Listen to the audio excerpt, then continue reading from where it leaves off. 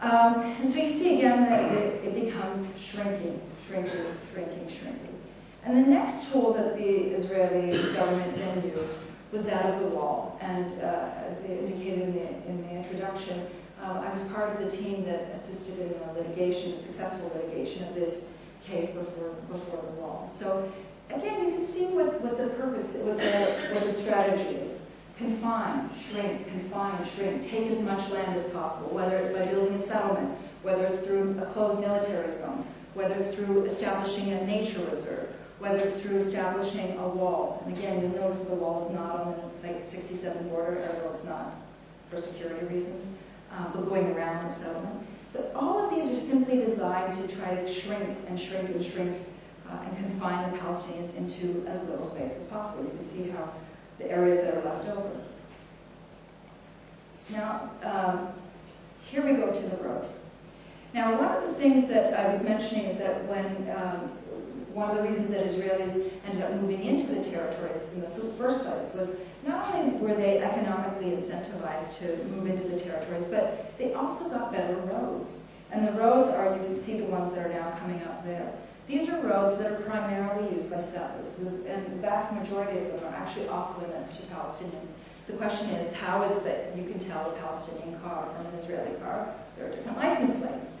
Palestinian license plates are green, Israeli license plates are yellow, and even in the system of apartheid that existed in South Africa, they never had license plates that distinguish between black South Africans and white South Africans. So this is a uniquely Israeli concept of what exists. The last thing that I want to show you just on this map is the checkpoints. And as I mentioned, if the expectation that Palestinians had going into Oslo was that there was going to be a process of de-occupation, meaning that they were going to suddenly become free. The occupation was going to lessen and lessen and lessen to a point where they were eventually free. And as I indicated, the two major indicators of this lack of de-occupation was one, the settlements, and we saw a doubling of the number of settlers. But two is this, the checkpoints. These checkpoints that are scattered all throughout the West Bank. Now the checkpoints are a very interesting phenomenon because they obviously do a few things. I mean, the checkpoints, I'm sure you hear about them now on the news. They occasionally, there's a few Australian reporters based in Palestine. They occasionally write about a checkpoint or two. But the checkpoints are actually not new. This is not something that is the result of security. There are many more of them now under the pretext of security. But these came as the result of the Oslo negotiations. So again, the critics kept saying, watch out. Israel's strategy is to try to confine you into as little space and take the surrounding land. And we saw that they did it through the construction of settlements, through the military bases, through the nature reserves, through the construction of the wall. And the way that they confine you is through the actual checkpoints themselves. The checkpoints ended up having the effect of preventing Palestinians from going to Jerusalem. Palestinians from the West Bank now need permits to be able to get to Jerusalem. This is even before any violence. They need permits to be able to go to Jerusalem to pray at the holy sites. They need to get permits to go to Jerusalem, and they're not always forthcoming for basic things like business. They need permits to be able to travel throughout the West Bank.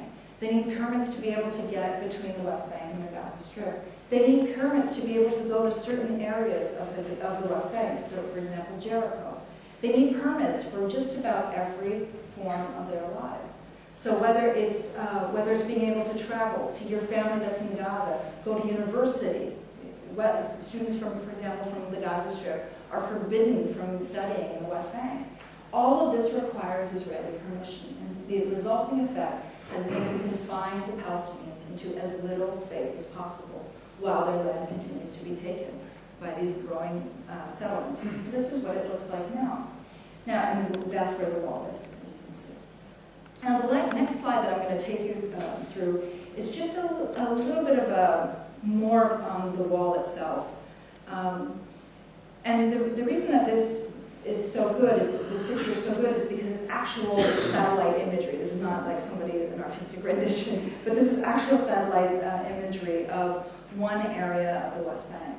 Now this area is called Qalqiya, and you'll see from the coming slide that it's situated right on the Green Line. The Green Line is demarcated there, and has a Palestinian population in that area of roughly 50,000 Palestinians, Qalqiya being the largest city here, and then there's Shayus, Habla, and different areas in that area. It's a small stretch of land. There's also 2 Israeli settlements in the area, Zafin to the north and Alfei Menashe to the south, with a combined registered settler population. The reason I say registered is that there's a lot of individuals who are registered in settlements so they can get those income tax breaks that I was talking about. They have a combined settler population of about 7,000 Israelis, excuse me. Now you can see just from this picture alone that the wall is not being built on the 1967 border. It's nowhere even close to the 1967 border. And by the way, this isn't the worst example. It's just a good example because you can get actual satellite imagery of it. It's not being built anywhere close to the 1967 borders. Actually, it's kind of 6 kilometers in. But as you can see, it goes around the settlements, the 2 settlements themselves, right? The Zafin and Alfei Menashe.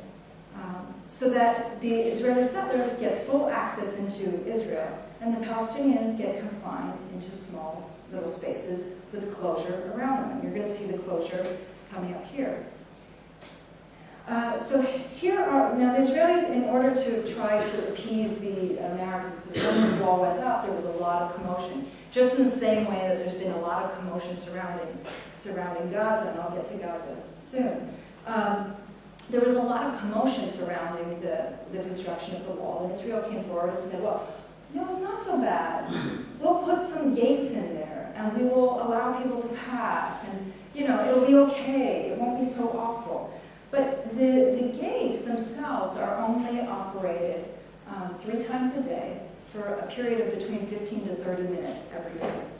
Now, so what this means is, in this city here, this area called Habla, and I'm glad there's some women here in the audience, Habla actually doesn't have a medical facility in it.